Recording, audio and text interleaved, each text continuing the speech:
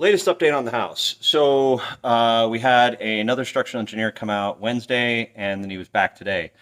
He was hired by our insurance company, our claims adjuster, to determine if the house is structurally sound, namely the subfloor, the trusses, and the decking on the roof, and then anything else, I suppose.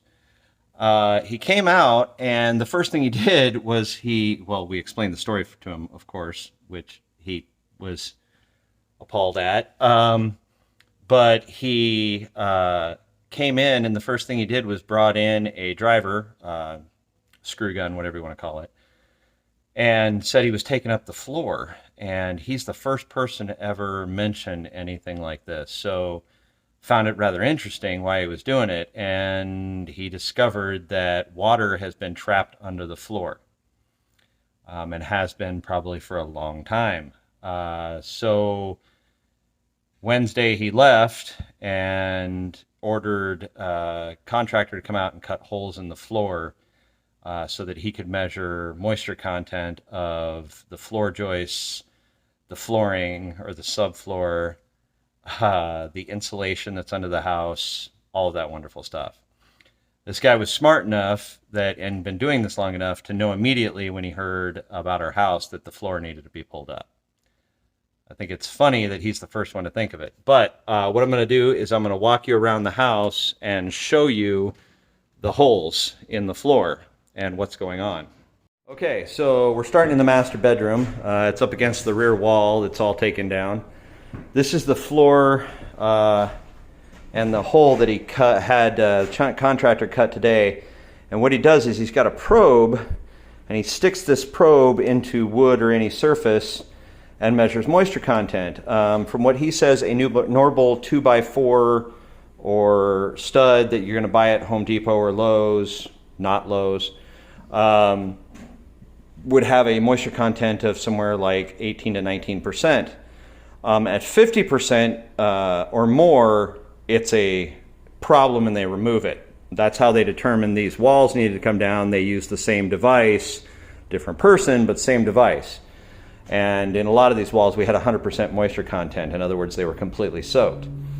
So he came in and started measuring, and this subfloor, when he stuck the probe in, the moisture was so high that it wouldn't read. It errored out. He got pictures of all that.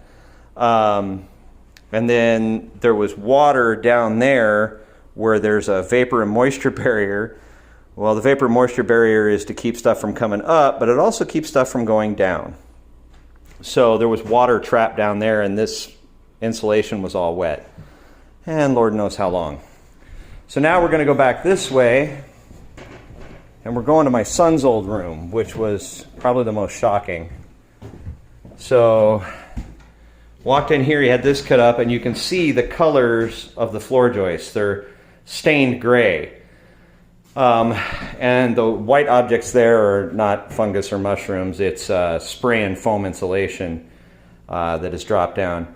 But the moisture is extremely high in here, and this was my son's room.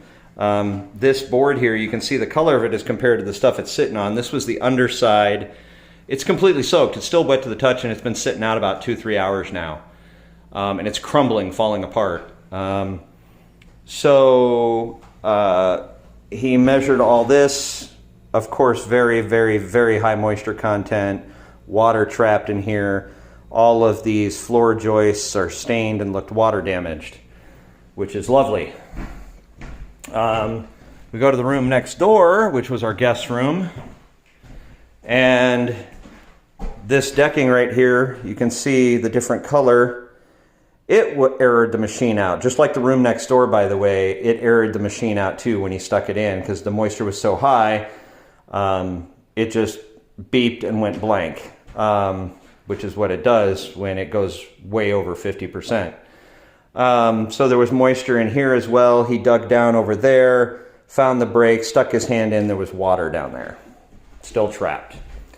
So now we walk into the living room where my family used to hang out and watch TV, and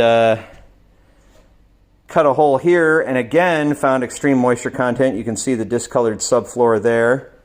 And again, the machine errored out in spots here. But what's most interesting is right down here, you can see the crack right there, I believe. Yeah. And the floor joist is snapped in half now. Hasn't collapsed, but probably not safe to walk on. He found that, and not so good. This was the OSB decking that was over that hole, and you can see it's soaked. That was the underside, so side we walk on is laying face down. And this has been sitting around a few hours now. It's about noon, and that was cut out probably around 8 or 9 this morning, and it's still soaked. So then we walk over here. Yep, there's another hole. You guessed it.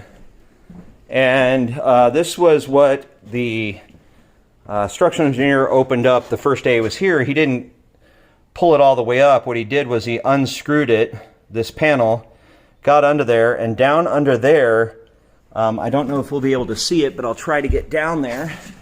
Actually, you can see it. The whole bottom side of that floor joist down there is soaked. This right here is wet to the touch. It's spongy. And that water has been trapped in there for who knows how long.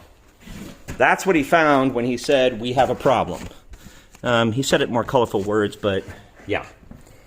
Then I had to move my beer cooler out of the way that's still sitting in the house, which has died, by the way, because running so much from the heat. And he opened this up and pretty much found the same kind of thing.